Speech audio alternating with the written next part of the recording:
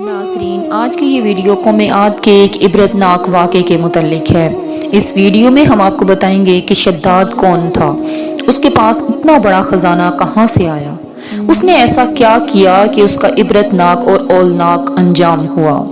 अगर आपको हमारी वीडियो पसंद आए तो लाइक और सब्सक्राइब करके अपनी मौजूदगी का एहसास दिलाएं। नाजरीन, कौम आद तारीख की एक ताकतवर और अजीम कौम गुजरी है। उनकी तरफ ऊद अलैहिस्सलाम मबूस किए गए थे, लेकिन कौम आद ने उनका इनकार किया और उन पर अजाब नाजिल करके अल्लाह ने उन्हें तबाह कर डाला।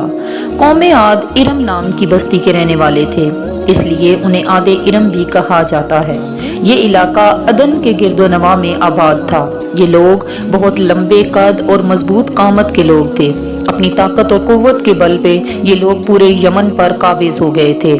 उन पर कई बादशाहों ने हुकूमत की, मगर दो बादशाह ऐसे आए जिनकी हुकूमत अजीम और जाहो जलाल वाली थी। एक का नाम शदीद और दूसरे का नाम शद्दाद था। ये दोनों भाई थे और अपने ज़माने में उन्होंने बेशुमार लश्कर और ख़जाने जमा किए थे। ये दोनों भाई इरम बिन साम बिन नू की औलाद में से थे।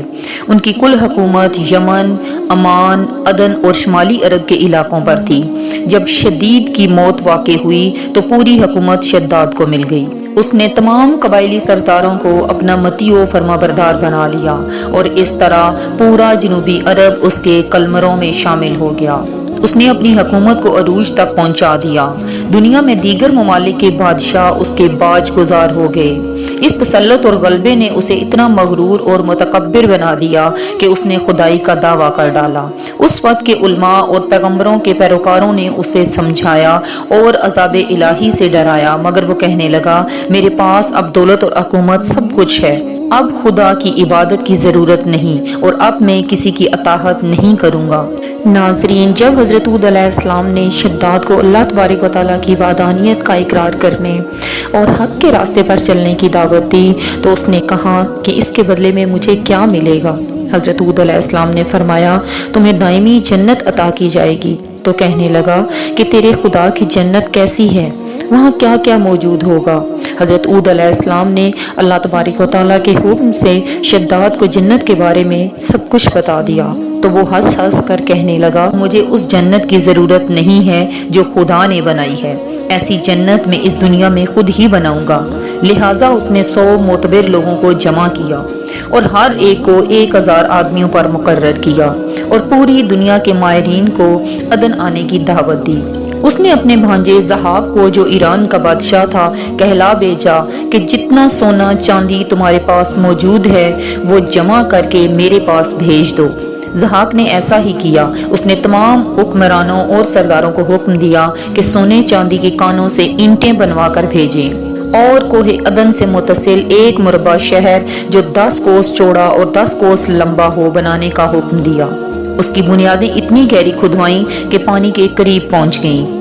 फिर उन बुनियादों को संगे सुलेमानी से भर दिया गया। जब बुनियादें भरकर जमीन के बराबर हो गईं तो उस पर सोने चांदी की ईंटों की दीवारें चुनी गईं। दीवारों की बुलंदी उस वक्त गज के हिसाब से 100 गज रखी गई। जब सूरज निकलता तो उसकी चमक से दीवारों पर निगाह नहीं ठहरती थी। यूं शहर की 4 दीवारी बनाई गई। उसके बाद 4 दीवारी के अंदर 1000 महल तामीर किए गए। एक महल 1000 सतूनों वाला था और हर सतून जवाहरात से जड़ा हुआ था। फिर शहर के दरमियान में एक नहर बनवाई गई और हर महल में उस नहर से छोटी छोटी नहरें ले जाई गईं।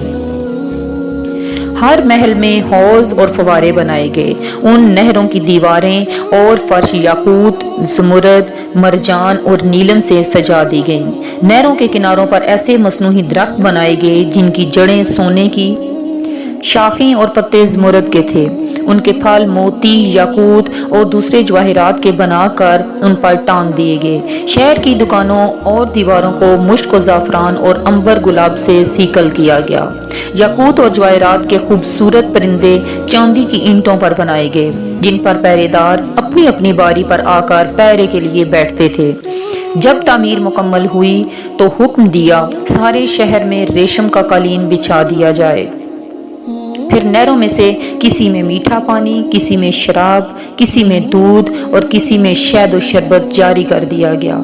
روایتوں میں آتا ہے کہ اس جنت کو بنانے میں 300 سال لگے اور شداد کی عمر 900 سال کے قریب تھی۔ باغ ارم کے مکمل ہونے کے بعد وہ اپنے لاہ و لشکر کے ساتھ متکبرانہ انداز میں شہر کی طرف روانہ ہوا۔